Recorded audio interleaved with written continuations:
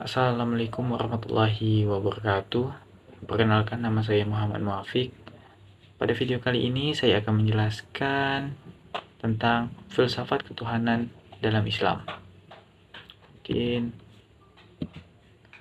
yang akan kita bahas adalah yang pertama, filsafat ketuhanan dalam Islam.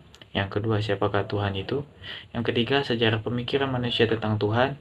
Yang keempat adalah konsep ketuhanan menurut Islam. Dan kelima, Tuhan menurut agama-agama Wahyu. 6. Pembuktian wujud Tuhan. Yang pertama, filsafat ketuhanan dalam Islam. Filsafat ketuhanan dalam Islam. Secara harfiah, kata filsafat berasal dari kata philo yang berarti cinta dan kata sophos yang berarti ilmu atau hikmah. Dengan demikian, filsafat berarti cinta terhadap ilmu atau hikmah. Terhadap pengertian seperti ini, Al-Syaibani mengatakan bahwa filsafat bukanlah hikmah itu sendiri, melainkan cinta terhadap hikmah dan berusaha mendapatkannya, memusatkan perhatian padanya dan menciptakan sikap positif terhadapnya. Selanjutnya, ia menambahkan bahwa filsafat dapat pula berarti mencari hakikat sesuatu, berusaha menautkan sebab dan akibat, dan berusaha menafsirkan pengalaman-pengalaman manusia. Keimanan dalam Islam merupakan aspek ajaran yang fundamental. Kajian ini harus dilaksanakan secara intensif. Keimanan kepada Allah Subhanahu wa Ta'ala, kecintaan, pengharapan, ikhlas, kekhawatiran tidak dalam ridhonya, tawakal, nilai yang harus ditumbuhkan secara subur dalam pribadi Muslim yang tidak terpisah dengan aspek pokok ajaran yang lain dalam Islam. Ketaatan merupakan karunia yang sangat besar bagi Muslim, dan sebagian orang yang menyebut kecerdasan spiritual yang ditindaklanjuti dengan kecerdasan sosial. Inti ketaatan tidak dinilai menurut Allah Subhanahu wa Ta'ala bila tidak ada nilai pada aspek sosial. Muslim yang baik memiliki kecerdasan intelektual sekaligus kecerdasan spiritual. Dalam Quran surat Ali Imran ayat 190-191. Sehingga sikap keberagamannya tidak hanya pada ranah emosi tetapi didukung kecerdasan pikir atau ulul albab. Terpadunya dua hal tersebut insya Allah menuju dan berada pada agama yang fitrah. Di dalam Quran surat Ar-Rum ayat 30. Jadi filsafat ketuhanan dalam Islam bisa diartikan juga yaitu kebijaksanaan Islam untuk menentukan Tuhan, di mana ia sebagai dasar kepercayaan umat Muslim. Oke, yang kedua, siapakah Tuhan itu? Perkataan ilah yang diterjemahkan yaitu Tuhan dalam Al-Quran dipakai untuk menyatakan berbagai objek yang dibesarkan atau dipentingkan manusia. Tuhan atau ilah ialah sesuatu yang dipentingkan atau dianggap penting oleh manusia sedemikian rupa, sehingga manusia merelakan dirinya dikuasai olehnya. Perkataan dipentingkan tidaklah diartikan secara luas, tercakup di dalamnya yang dipuja, dicinta, diagungkan, diharap-harapkan, dapat memberikan kemaslahatan atau kegembiraan, dan termasuk pula sesuatu yang ditakuti akan mendatangkan bahaya atau kerugian. Ibnu Taimiyah memberikan definisi al-ilah sebagai berikut. Al-ilah ialah yang dipuja dengan penuh kecintaan hati, tunduk kepadanya, merendahkan diri di hadapannya, takut dan mengharapkannya. Kepadanya tepat berpasrah ketika berada dalam kesulitan, berdoa dan bertawakal kepadanya untuk kemaslahatan diri, meminta perlindungan daripadanya dan menimbulkan ketenangan di saat mengingatnya, dan terpaut cinta padanya. Atas dasar definisi ini, Tuhan itu bisa berbentuk apa saja yang dipentingkan manusia. Yang penting manusia tidak mungkin ateis, tidak mungkin tidak bertuhan. Berdasarkan logika Al-Quran, setiap manusia pasti ada sesuatu yang dipertuhankannya. Dengan begitu, orang-orang komunis pada hakikatnya bertuhan juga. Adapun Tuhan mereka ialah ideologi atau angan-angan mereka. Yang ketiga adalah sejarah pemikiran manusia tentang Tuhan. Sejarah pemikiran manusia tentang Tuhan.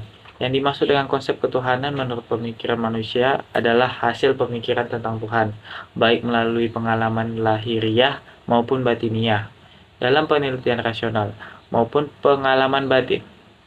Max Muller berpendapat bahwa konsep pemikiran barat tentang Tuhan mengalami evolusi yang diawali dengan dinamisme, animisme, politeisme, henoteisme, dan puncak tertingginya adalah monoteisme atau nisbi. Yang pertama, dinamisme. Paham yang Dinamisme adalah paham yang mengakui adanya kekuatan yang berpengaruh dalam kehidupan. Mula-mula sesuatu yang berpengaruh tersebut ditujukan pada benda. Setiap benda mempunyai pengaruh pada manusia. Ada yang berpengaruh positif dan ada pula yang berpengaruh negatif. Yang kedua adalah animisme. Animisme adalah paham yang dianut oleh masyarakat primitif yang mempercayai adanya peran roh dalam hidupnya. Setiap benda yang dianggap benda baik mempunyai roh. Oleh masyarakat primitif, roh dipercayai sebagai sesuatu yang aktif, sekalipun bendanya yang telah mati. Oleh karena itu, roh dianggap sebagai sesuatu yang selalu hidup, mempunyai rasa senang, rasa tidak senang apabila kebutuhannya dipenuhi. Politeisme, kepercayaan dinamisme dan animisme lama-lama tidak memberikan kepuasan karena terlalu banyak yang menjadi sanjungan dan pujaan. Roh yang lebih dari yang lain kemudian disebut dewa. Dewa mempunyai tugas dan kekuasaan tertentu sesuai dengan bidangnya. Lalu ada henoteisme, sistem kepercayaan yang menerima keberadaan banyak dewa, tetapi hanya menyembah satu dewa sebagai yang tertinggi. Yang selanjutnya adalah monoteisme, kepercayaan yang hanya mengakui satu Tuhan untuk seluruh bangsa dan bersifat internasional. Yang keempat, kita akan membahas konsep ketuhanan menurut Islam. Konsep ketuhanan dapat diartikan sebagai kecintaan, pemujaan, atau sesuatu yang dianggap penting oleh manusia terhadap sesuatu hal, baik abstrak maupun konkret. Eksistensi atau keberadaan Allah disampaikan oleh Rasul melalui wahyu kepada manusia. Tetapi yang diperoleh melalui proses pemikiran atau perenungan. Sejak diutusnya Nabi Adam alaihissalam sampai Nabi Muhammad SAW, Rasul terakhir, ajaran Islam yang Allah Subhanahu wa taala wahyukan kepada para utusannya adalah tauhidullah atau monoteisme murni. Sedangkan lafaz kalimat tauhid itu adalah la ilaha illallah. Ada perbedaan ajaran tentang Tuhan yang ada asalnya dari agama wahyu. Hal semacam itu disebabkan manusia mengubah ajaran tersebut, dan hal seperti itu termasuk kebohongan yang besar atau dulmun adnin. Yang kelima, kita akan membahas Tuhan menurut agama-agama wahyu.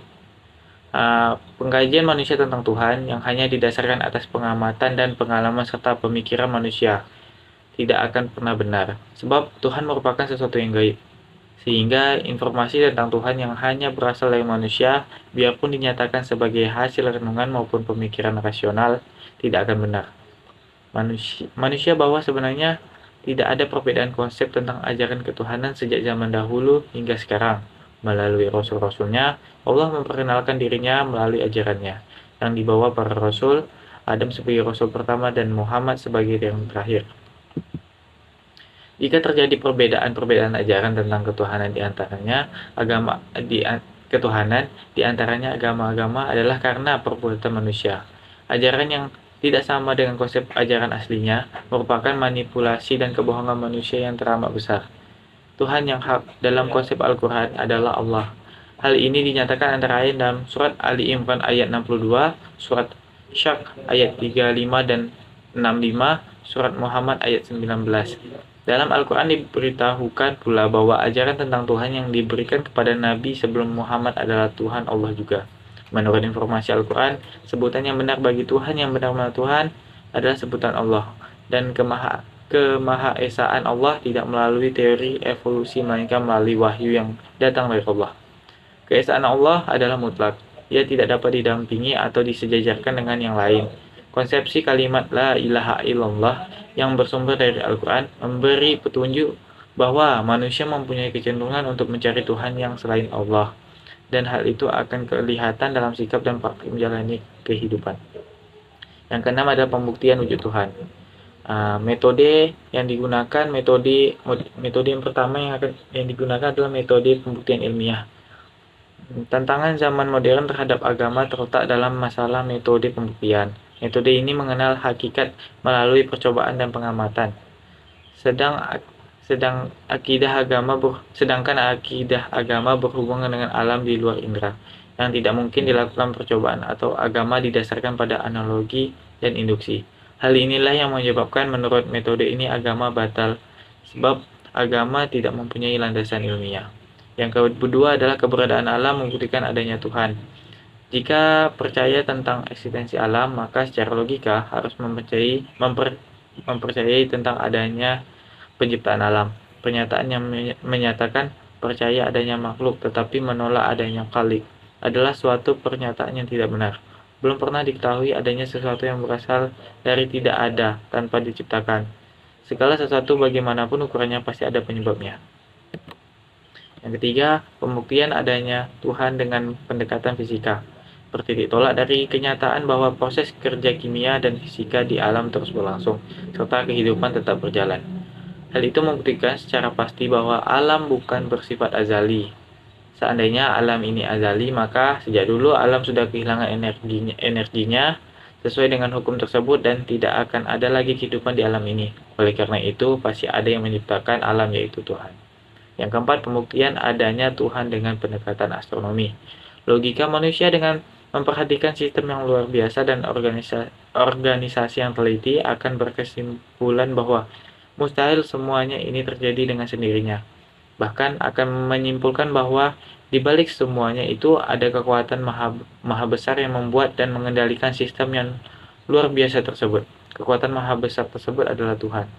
Metode pembuktian adanya Tuhan melalui pemahaman dan penghayatan keserasian alam tersebut oleh Ibnu Rushd diberi istilah dalil iktiraf. Mungkin cukup sekian untuk materi filsafat ketuhanan dalam Islam. Maaf apabila ada kesalahan. Wabillahi taufiq wal hidayah. Wassalamualaikum warahmatullahi wabarakatuh.